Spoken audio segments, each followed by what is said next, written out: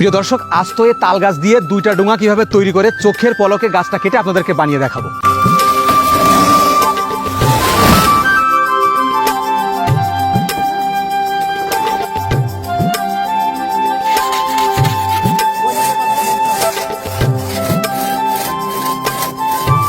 ব্যাস, গাছটি সাইজ করার পর এবার একটা দড়ি দিয়ে তাল গাছের মাঝখান নির্ণয় করা হচ্ছে।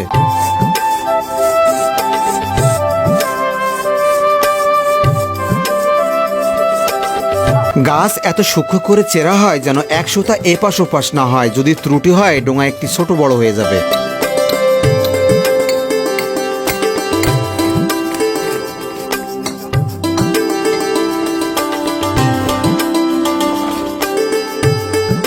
প্রিয় দর্শক, কাজটি ভিডিওতে যতটা সুন্দর লাগছে দেখতে, বাস্তবে কিন্তু কাজটি প্রচুর কঠিন।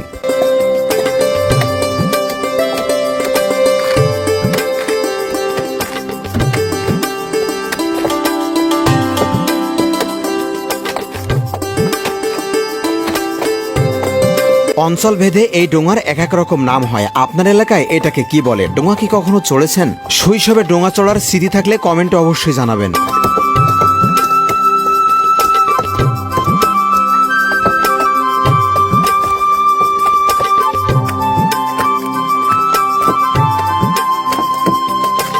আবহমান গ্রাম বাংলার একটা ঐতিহ্য হচ্ছে ডোঙা।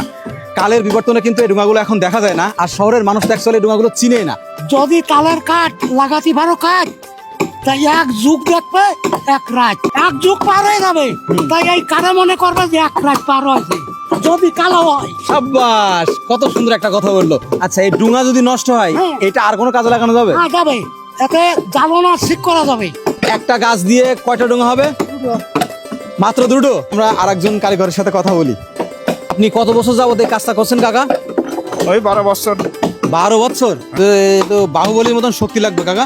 বাহুবলীর মতো শক্তি লাগবে। যেটাতে কাজটা করতেছেন এটার নাম কি? পাতরা। পাত্রা? হ্যাঁ। এই যেটা তৈরি করছেন এটা কত বছর মতো যাবে? 10-12 বছর যাবে। একটা গাছ বানাই তৈরি করে কমপ্লিট করে দিয়ে যাবো 3500। কাকা, এটা ভালো মন্দ বুঝবো কিভাবে? এই যত এই কালো হবে তত ভালো হবে। বাংলাদেশে বলতে যে এই গাছটা হচ্ছে শ্রেষ্ঠ গাছ, এতে গুণ ধরে না, কোনো উইপোকেও শেষ করতে পারে না। মানে ঘুনো ধরে না, উইও লাগে না? না, না, না। দুটা ডোঙার দাম কত আসছে? 5000 করে তো ইজি ভাবে হবে।